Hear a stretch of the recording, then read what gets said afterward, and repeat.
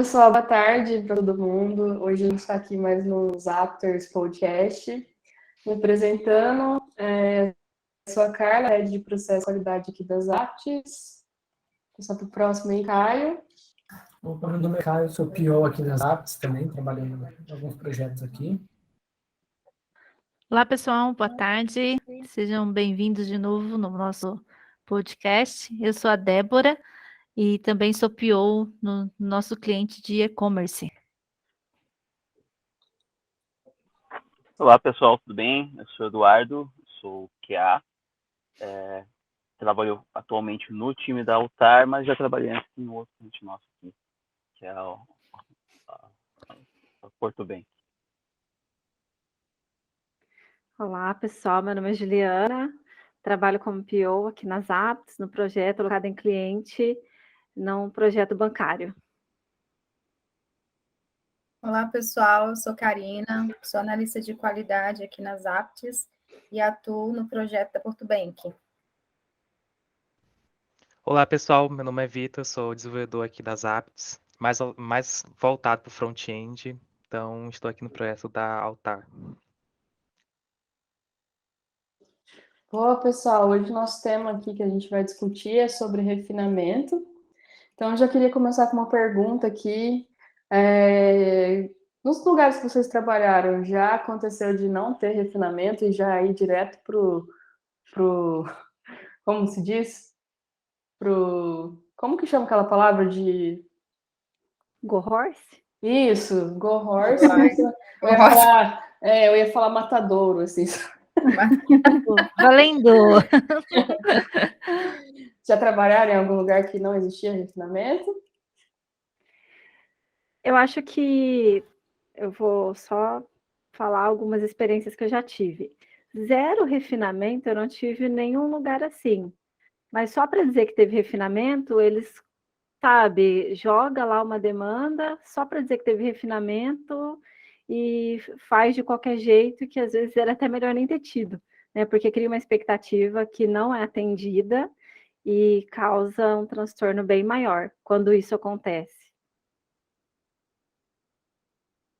Hoje, Eu vejo alguns casos urgentes, assim, que surgem, né? Que algumas demandas urgentes que acabam pulando todos os steps e realmente caem ali sem refinamento. E vejo que quem sofre depois são os QAs, porque eles não têm pelo menos o mínimo de critérios ali levantados, analisados e para fazer os testes. e o caos piora, né? Porque, tipo, vamos seguir sem refinamento e aí a equipe fica ali patinando e atrasa até mais. E a cobrança existe como se ela tivesse sido refinada 100%, né, lá no início. Sim. Principalmente informações, né? Backfront, acho que o Vitor pode comentar um pouquinho aqui para a gente. É muito difícil quando cai coisas sem refinamento e o contrato? E os dados de onde vem? O que a gente precisa? Ou alguma coisa foi priorizada e lá no back, e daí o front, quando pega, se depara com aquilo mal refinado, mal contado, e aí a bola de neve vai ficando maior. Principalmente para os QAs e para os devs, às vezes você pega uma história não refinada, eles vão descobrir que não foi refinada na hora de começar a fazer, né? E acaba bloqueando aquela tarefa, ou acabando não podendo ser entregue a sprint, ou que acaba atrapalhando as métricas, né, que a gente trabalha bonitinho. Então, realmente traz um impacto muito grande para o ganho do produto, né, como também para todos os times envolvidos ali na sprint. Uma coisa que aconteceu comigo foi cair para mim sem ter refinamento nenhum. Era em startups, acontecia muito isso de eu surgiu uma demanda aqui, eu conversei com o cliente quer isso, aí já liga, já fala com o dev, já coloca o post-it, que eu sou da época do post-it, botava o post-it assim em cima do monitor de dev. Já assim, põe até as horas que você vai usar, né? Faz aí, o que é isso aqui? Então, aí tá o título, faz tal coisa. Então, pronto, vamos fazer tal coisa. É facinho. E nossa, deu muitos problemas. Um dos problemas foi, às vezes, a gente olha pro título, olha que é pra fazer tal coisa, e fala assim, ah, beleza, vou fazer. A gente não para pra pensar no impacto disso, né? Então, quando a gente discute no refinamento, quando a gente tem várias pessoas dando pitaco, olhando de uma visão diferente, na hora a gente pensa assim, nossa, não é possível fazer, mas depois a gente vê que não dá certo, que vai afetar em outra coisa, que vai bugar, que vai travar.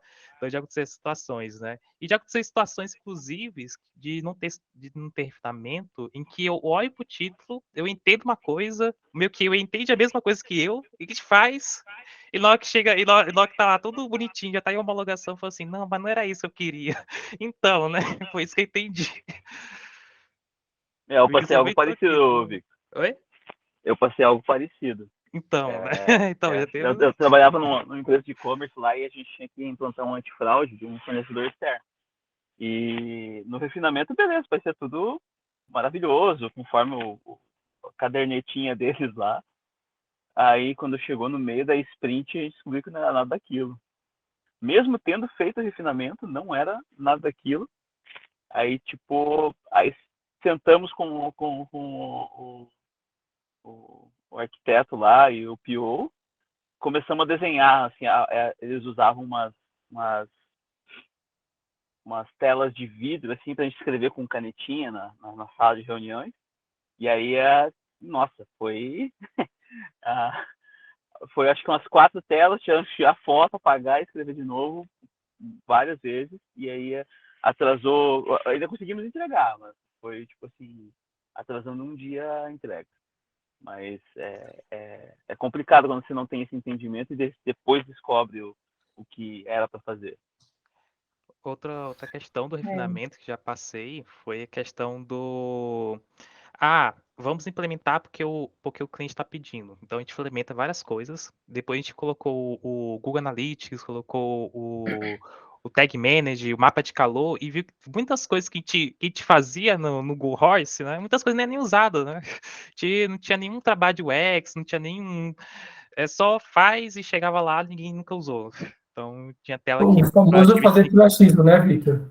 fazer por achismo, né? Teve tela que, inclusive, teve um acesso que foi o próprio que foi o nosso, nós de testar aí, nunca ninguém nem usou.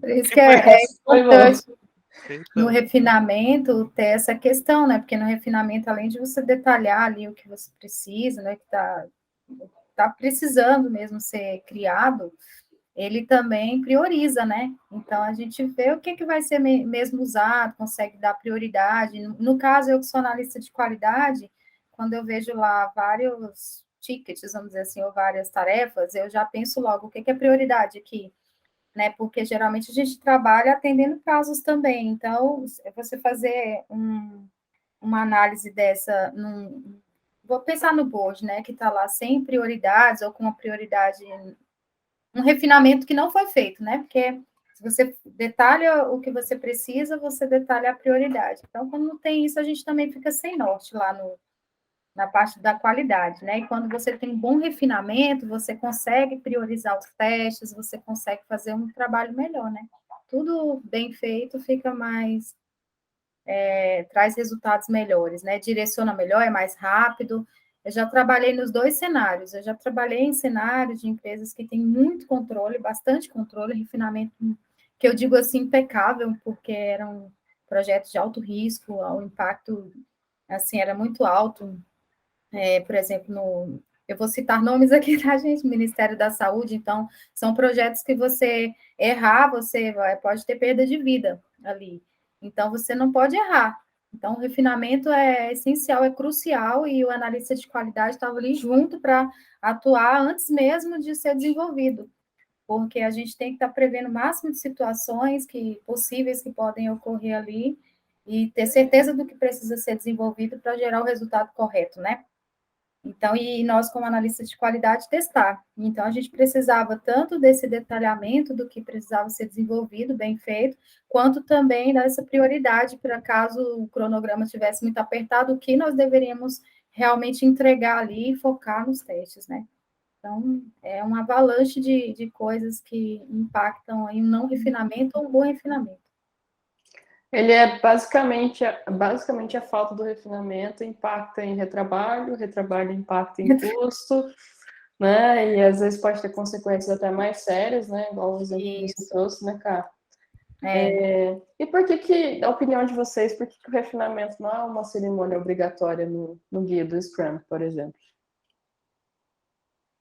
Eu acho que não é uma cerimônia obrigatória, mas ela é um trabalho obrigatório do PO, né? Ir atrás de fazer, é o que já se espera que ele faça, né? Para que ele controle todo o backlog, priorize o backlog. Quanto mais no topo do backlog ele tiver, mais refinado ele tem que estar.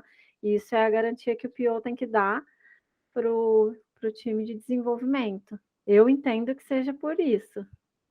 Descrição bem feita da história, né? Exatamente. Eu daria um chute. Assim... Ah, Vitinho, pode falar, força. Posso falar? Então, eu vou dar um chute, né, que nem a Carla tá falando, mas eu já trabalhei em times tão grandes, que fazer um refinamento obrigatório para todo mundo do time, por exemplo, time de mais de 10 pessoas, mais de 20, ficaria muito custoso pegar todo o time para todo mundo só para fazer refinamento. Então a gente fazia um refinamento por amostragem. Então tinha mês que eu fazia refinamento, tinha mês que não, tinha mês que outra pessoa. Então ficaria um refinamento de poucas pessoas iam, mais tipo assim, vamos agora pegar o Vitor para fazer refinamento, agora vamos pegar o fulano, vamos pegar o Beltrano. Então ficaria assim, eu acho que se eu tivesse que chutar, talvez seria isso, né? O meu chute seria em relação à estratégia mesmo de refinamento, porque assim, diferente da planning, da daily, da retrospectiva, elas têm os marcos, né? Então, tipo assim, planning, início da sprint, né? Para começar a sprint, review, sinaliza o final da sprint, retrospectiva logo depois da review. O refinamento não tem muito essa dinâmica, né? Tem PO que usa a dinâmica de tipo, vou refinar tudo que tem no backlog, tem PO que refina um pouco e depois volta para o refinamento para o pessoal não esquecer. Eu não sei, eu chutaria isso, preciso pesquisar melhor. Alguém tem mais algum chute? Porque ela realmente ela é citada no guia, mas ela não vem como uma cerimônia assim obrigatória, como planning, daily. Eu acho que vai muito no que a Ju disse também, Carlinha, como é algo que você espera que o PO já faça, e PO são pessoas e cada pessoa pensa de uma forma diferente, né? Então, às vezes, cada um tem o Sim. seu método, sua técnica para fazer essa priorização, para cada produto é um produto também, né? Então, às vezes, um produto, o que vai priorizado no produto para dar valor para ele é diferente do que às vezes vai dar valor para outro. Então, às vezes, pode ser por essa diferenciação Boa. de tanto profissionais como o produto que está sendo atuado, né? Então, dessa forma, Sim. para dar uma liberdade maior, assim, acaba dando mais funcionalidade na função do PO do que como uma cerimônia em específico. Sim. E cá entre nós, assim, né? Eu acho que tem as exceções, poucas, assim, mas tem história que às vezes é uma troca de padrão de label, por exemplo, né? Tipo, tudo que a gente vai transformar tudo em inglês agora, por exemplo, no sistema, né? E, tipo, essa task, vocês conseguem identificar algumas tasks ou algumas tarefas, já identificaram que realmente tudo bem ficar sem refinamento?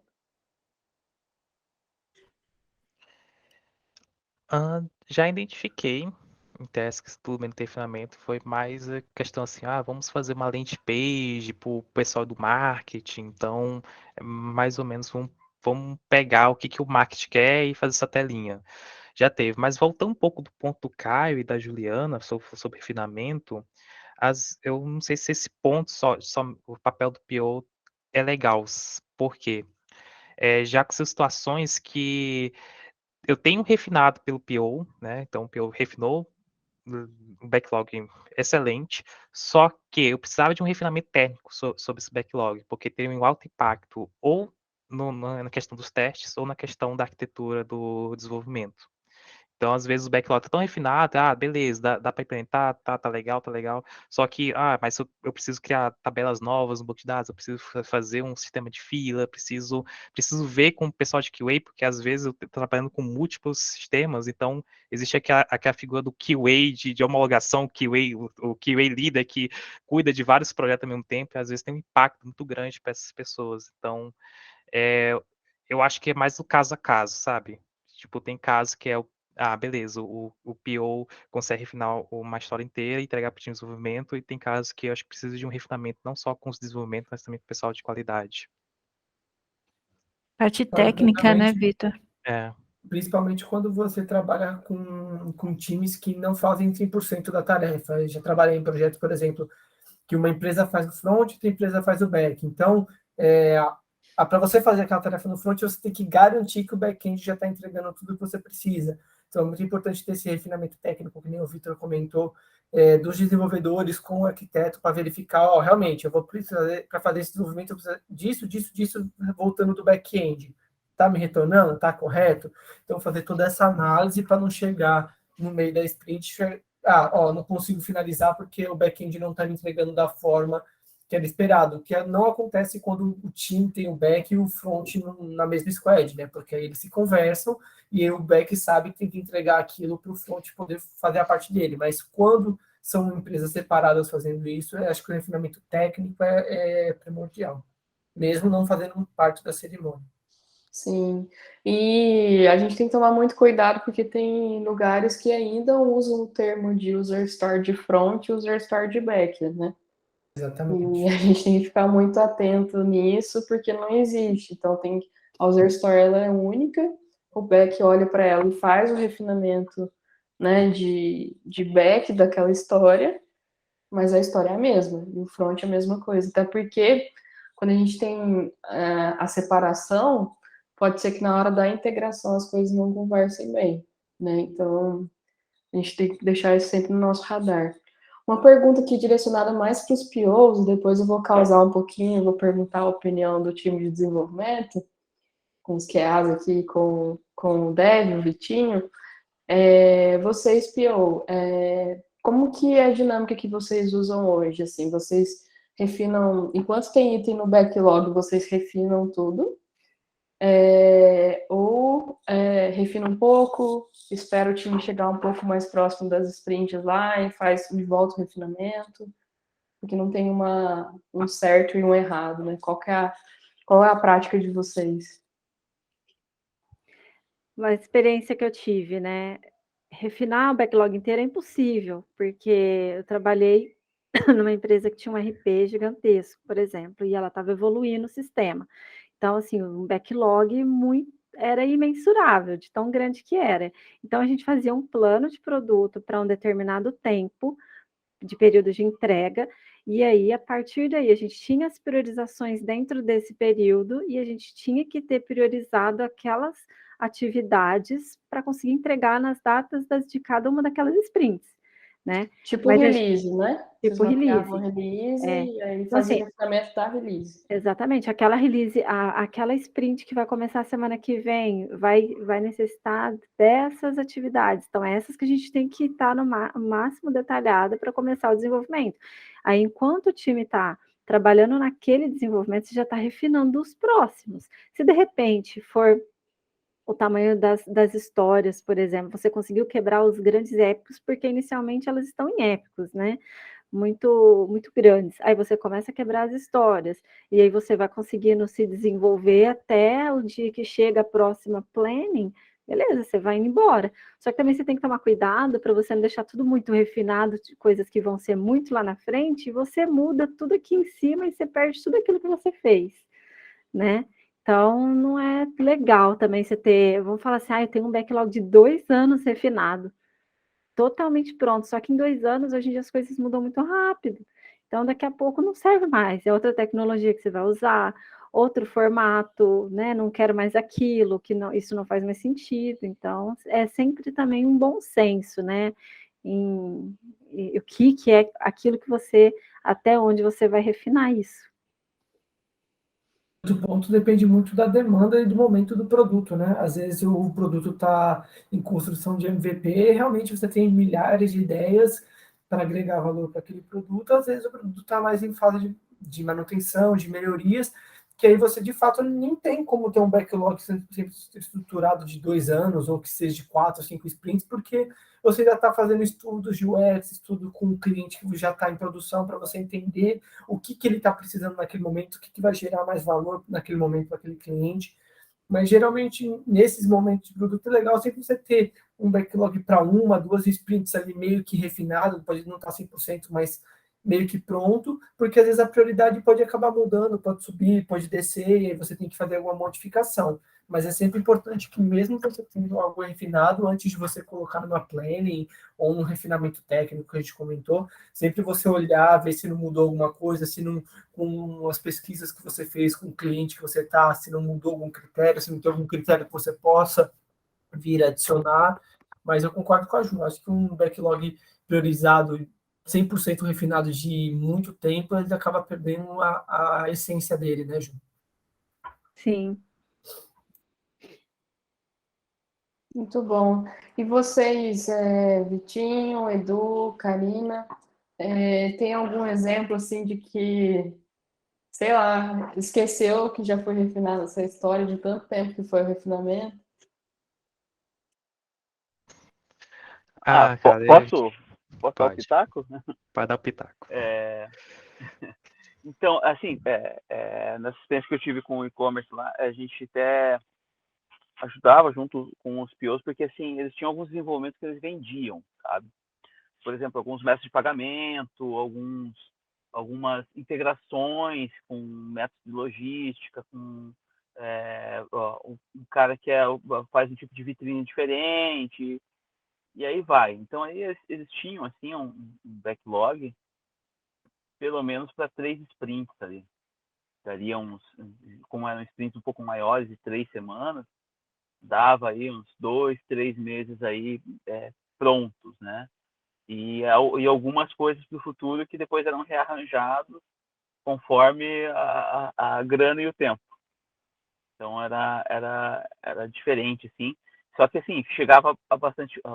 Quando a gente chegava com eles, já chegava bem pronto. Como a Ju falou ali, quando estava numa sprint, já estava preparando a seguinte e assim, eu cheguei numa época que eu já estava ajudando eles ali nos orçamentos, participar das reuniões com o cliente, porque como eu tinha muito conhecimento da API, já estava há 3 anos lá, então eu tinha um bom conhecimento da API, das integrações. Então, nessas integrações, eles pediam ajuda para estar junto com quem estava orçando ali para ver a viabilidade, para ver algumas coisas um pouquinho mais técnicas ali para poder elaborar um orçamento, meio que deixar já alguns critérios do que a gente precisa, o que dá para fazer, o que não dá para fazer.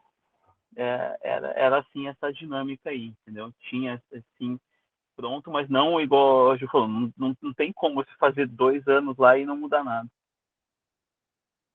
E aí não acontecia de vocês esquecerem, não, do que foi discutido no refinamento? Às vezes fugia um ou outro critério. Pode Aí, sim, não tem como. aí Às humano. vezes muda time, não também, não muda? Tipo, vai fazer isso, aí a gente tem que refazer o refinamento, o repasse, tudo de novo. Sim. Aí a importância, né, gente, de atualizar os critérios ali durante o refinamento, né?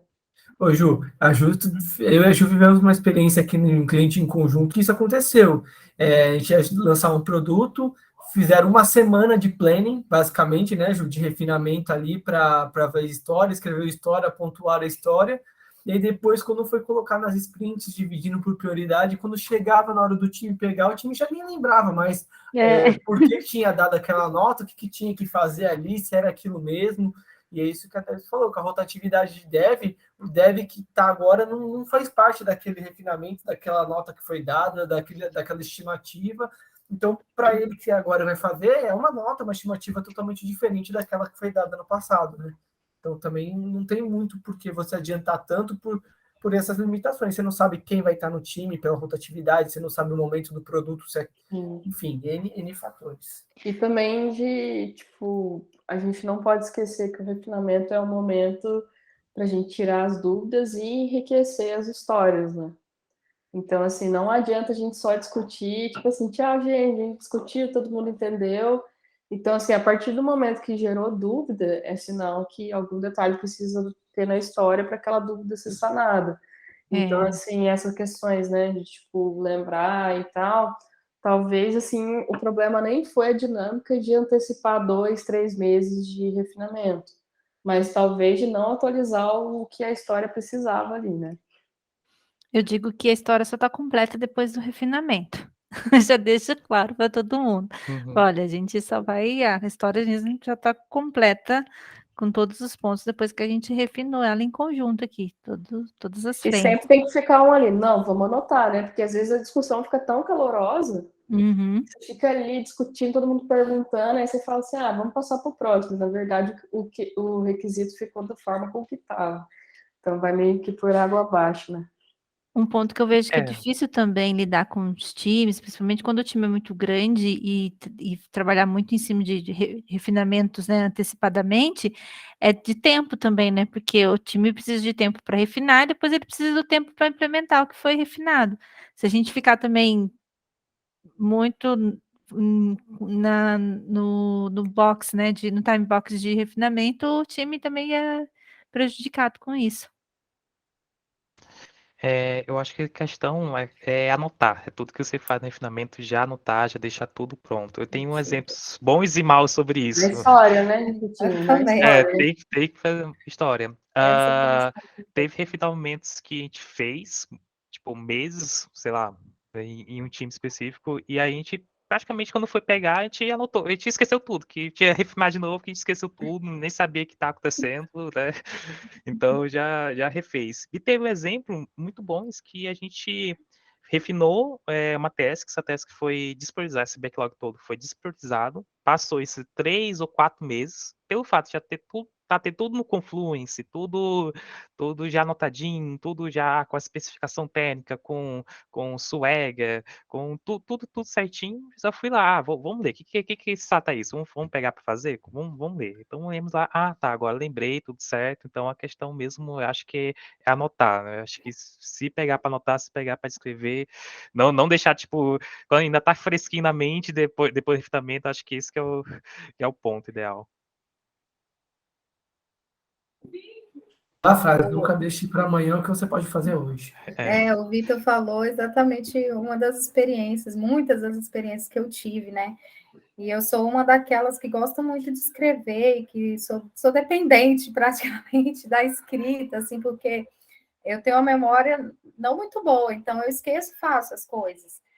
E aí eu sempre anoto tudo. Então, essa questão de anotar, ela realmente, assim, o pessoal teima muito, falando assim, mas tem que ser ágil e tal, eu não posso ficar muito preso em documentação, aí acaba que gera, assim, um certo conflito, né? Justamente por isso, que a gente tem que entregar um produto para o usuário, mas a gente também não quer esquecer as regras, quer entender realmente como funciona e deixar isso documentado para se entrar outra pessoa saber como é que é, e a gente mesmo esquecer lá na frente, aí fica um pouco conflituoso, eu penso. É um ponto que a gente tem que encontrar sempre um meio termo e entrar em consenso até quando que a gente vai refinar e documentar, e até quando a gente começa a produzir em cima disso. É um ponto bem sensível dentro do time e dentro do processo mesmo, né?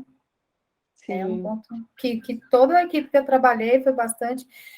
teve um time que eu trabalhei, inclusive, que nós não utilizávamos nenhuma documentação mesmo de requisito, de história, de usuário, nada, mas nós implantamos uma ferramenta de gestão de testes, e lá nós começamos a criar nossos documentos de teste, e foi isso que deu vida mesmo para o projeto, porque aí todo mundo já ia perguntar, Karina, você participou daquela reunião? Participei. E aí, cadê os seus fiscais de teste? O cenário está lá, eu vou olhar as regras.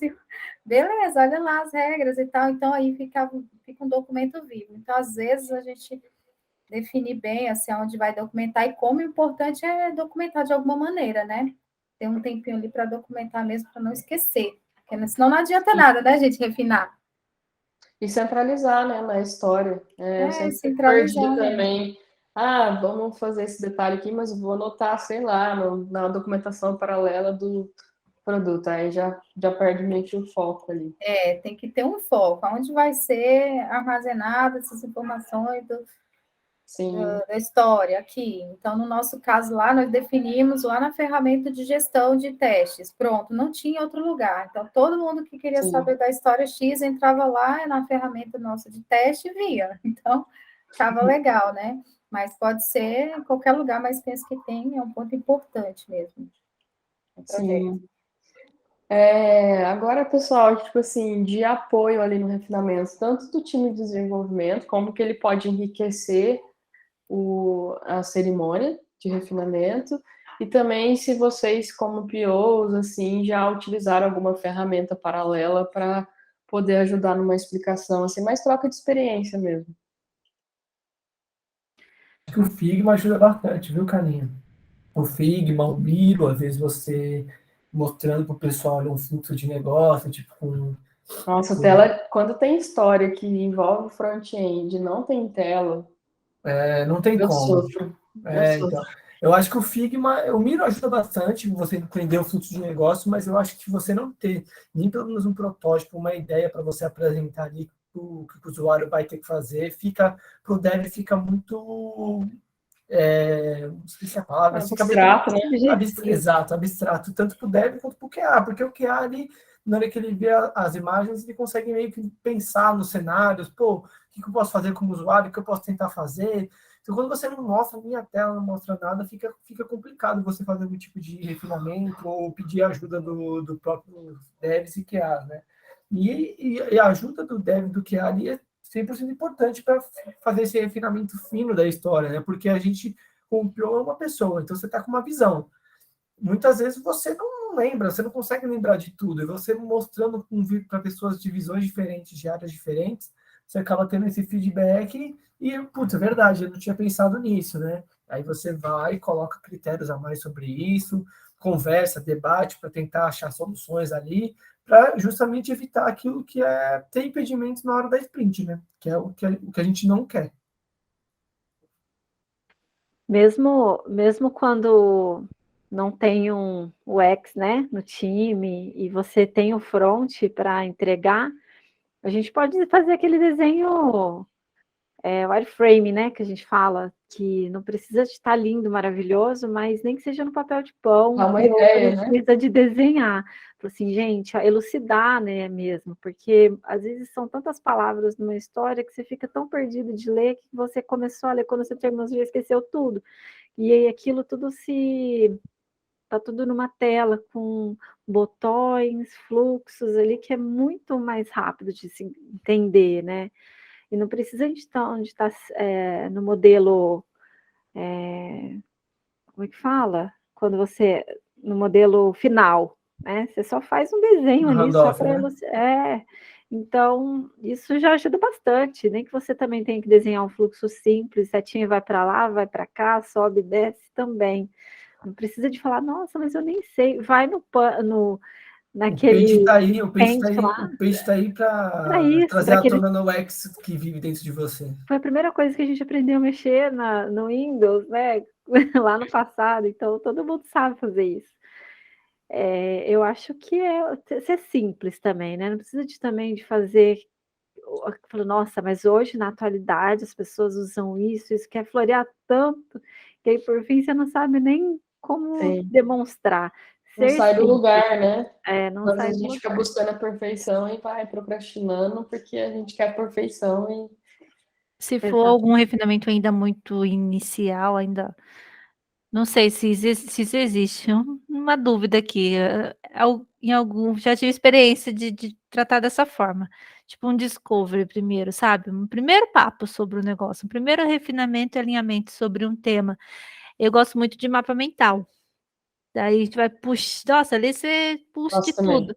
Todos os riscos, todos os impactos, aonde que aquela informação, aquilo que você está querendo alterar vai bater, as sugestões que estão levantando, então acho que ajuda bastante. E o fluxo de processo depois, quando estiver mais maduro, né, com a ideia, Acho que esclarece bastante.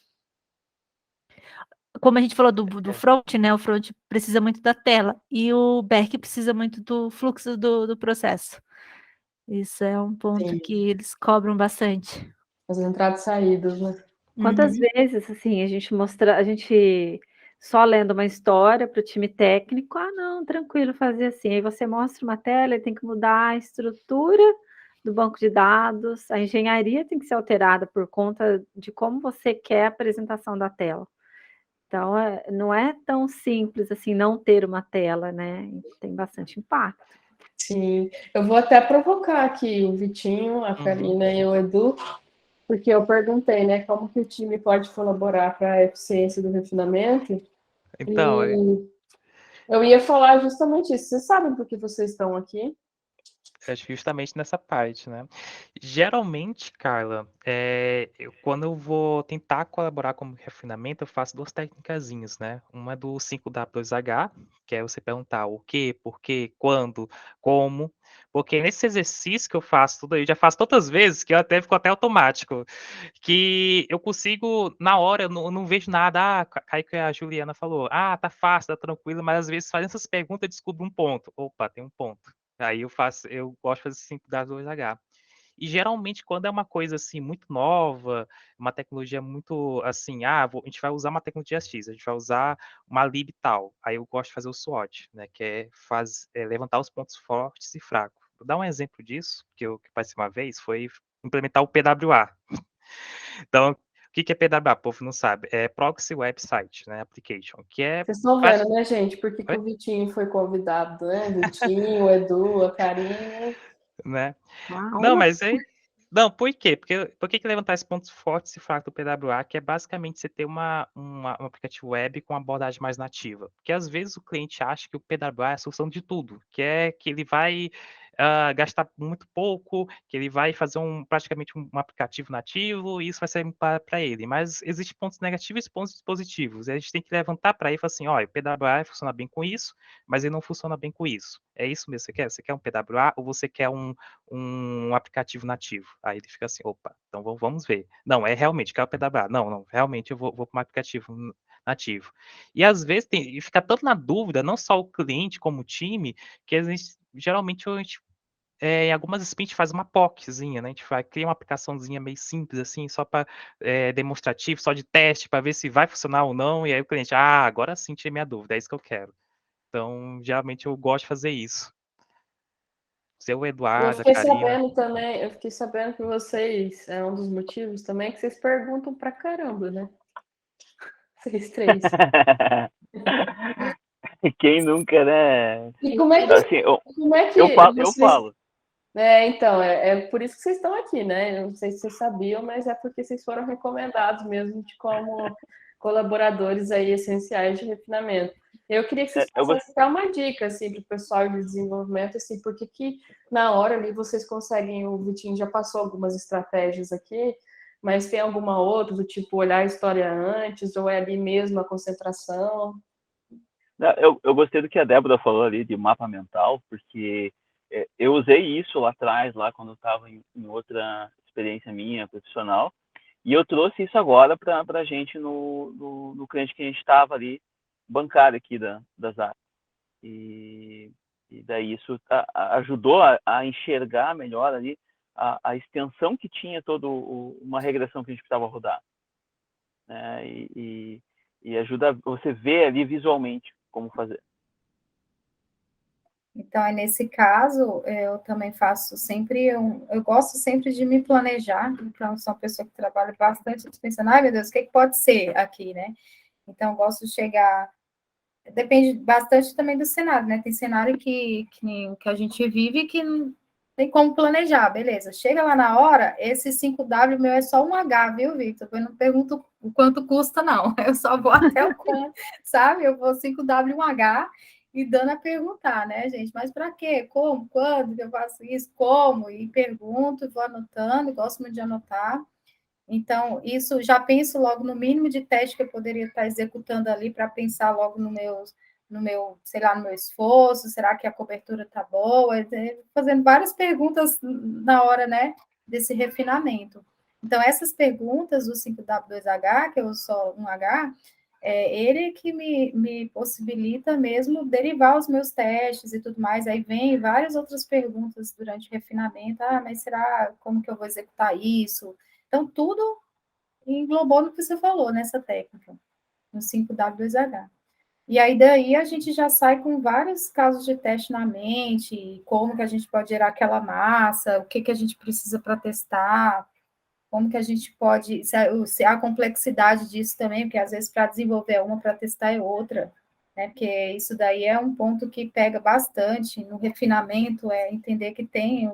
Ui, caiu. Caiu. Caiu. Para problemas técnicos, quem faz ao vivo tem que enfrentar essas coisas, né, gente? Mas Bom, o 1H eu geralmente eu coloco quanto custa, na verdade eu falo quanto de força de custo de esforço, né, que eu vou ter, por isso que eu é um H porque não é, a gente não mede o quanto custa, sim o esforço. Muito bom. Gente, nosso tempo está quase chegando ao fim aqui, mas eu tenho uma última dúvida. Só uma dica aí, pegando o gancho da última pergunta. Quem participa muito do refinamento não sabe como está contribuindo para o projeto, para o sucesso do projeto. Porque é muito mais fácil a gente alterar um requisito do que alterar um desenvolvimento que já aconteceu, né? Então, para todo o pessoal aí de tecnologia, de time de desenvolvimento que está ouvindo, quer ver o sucesso do seu projeto, do seu produto, atormentar. Karina falou que não se machucou, só caiu mesmo. Quer ver o sucesso do projeto, do produto, é participar do refinamento. Diminui o custo, né? Porque está vindo cedo a dúvida, e a gente caminha para uma direção mais certeira, assim, né? Vai todo mundo no mesmo objetivo. Agora, a última pergunta aqui, mais direcionada para os POs, de parking lot e backlog. Como que vocês definem ali, tipo, o que eu preciso ter um backlog aqui, que tem alguns itens que já não fazem mais sentido. Se vocês têm uma dinâmica, assim, uma recorrência para dar uma checada no backlog de forma geral e dar uma arquivada ou deletar alguns itens, qual que é a estratégia de vocês? No meu caso, assim, eu não costumo deletar, porque é bom ter um histórico, porque se um dia alguém questionar, eu lembro que tinha uma situação que a gente solicitou, então, cadê? Se você excluir, né, não tem mais. Sim, muito bom. O ideal, o que eu faço? O que a gente tem feito, né, no nosso projeto agora, principalmente? A gente muda o tipo do card, a gente coloca ele como cancelado, a gente deixa tudo indicando que aquilo foi realmente cancelado. A gente conclui, cancela, deixa a anotação do motivo porque aquilo foi cancelado, coloca numa sprint que chama cancelado, sabe? É uma sprint morta, ela não vai ser usada para nada, mas assim, a gente sabe que se precisar de procurar alguma coisa, pode estar lá, né? E sempre com uma anotação do porquê ela está ali, porque depois também a gente não vai lembrar por que fez aquilo, né? Eu costumo fazer assim. Então, aquilo que o Victor falou. E sempre anote, porque não vai confiar na memória de Dolly da gente. Sim, com certeza. E é legal a gente, né, tanto daquela parte que a gente comentou sobre o refinamento, não sei de tudo, e também tem essa alteração de backlog, porque prova que a gente está no ágil, né?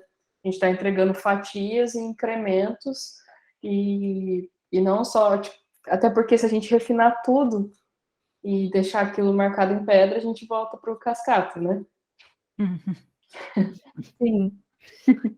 Gente, eu vou sugerir alguns materiais aqui para quem está assistindo ou ouvindo a gente. Depois eu vou até me mandar aqui no chat. Mas tem alguns acrônimos que é bom a gente dar uma olhadinha, quem trabalha com produto. Tem o para backlog, né, que é o DEEP. É um acrônimo para detalhado, estimado, emergente e priorizado. Então, para a gente sempre buscar no backlog. o invest para user store, então dela ser independente, negociável, ter valor, ser estimável, ser pequena, né, do small, e testável, e smart para tasks. Então, esses acrônimos ajudam muito assim na qualidade de backlog, de história de tasks. Vou deixar aqui como material para vocês darem uma olhada depois. Aqui o Deep, o Invest e o Smart. Beleza? Pessoal, muito bom falar com vocês. Obrigada pela participação. Falou, pessoal. Obrigada aí. Obrigada, Carla. Obrigada, pessoal. Obrigado. pessoal. Tchau, pessoal. Tchau, Até a tchau. próxima. Até o próximo podcast. Próxima, Carla. Tchau. Um beijo para o Léo e para a Isa, né, gente? Isso. Gente. Aguardamos vocês no próximo. Ah, e hoje teve uma participação especial da Isabela, que está ali junto com a Débora. Isso, ela já está aprendendo, fazendo intensivão. Sim. A primeira palavra dela vai ser backlog. Nem vai ser mamãe e papai, vai ser backlog.